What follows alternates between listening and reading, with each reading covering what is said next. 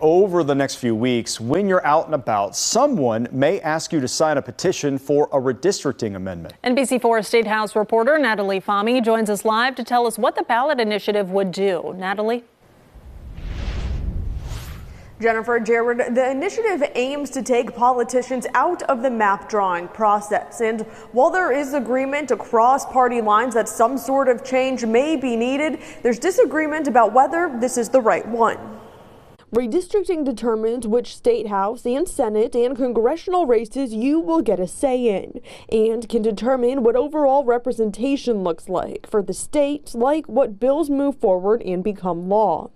Right now, politicians are charged with drawing those maps. The last round last fall consisted of 5 Republican politicians and 2 Democratic politicians coming up with them.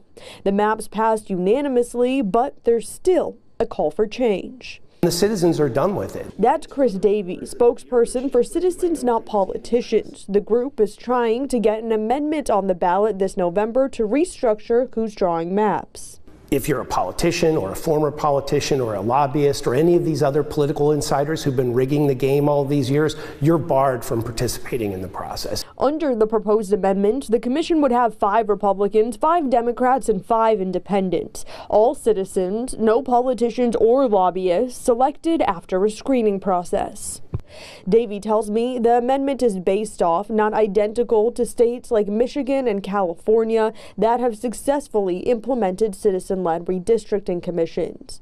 But not everyone agrees with Davey that the amendment is airtight. Senate President Matt Huffman says he can get behind a change to the commission, but not this one. Even the folks who are for this saying, yeah, it's really complex and hard to understand.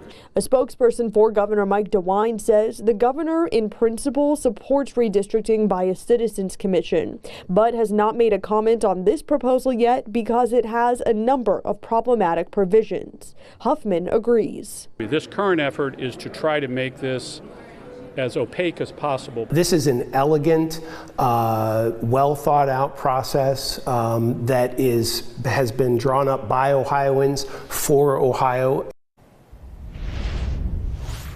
The group needs to submit 413,000 valid signatures by July 3rd in order to qualify for the November ballot. Davey tells me they are on pace to meet that requirement. Local for you at the State House, I'm Natalie Fahmy, NBC4.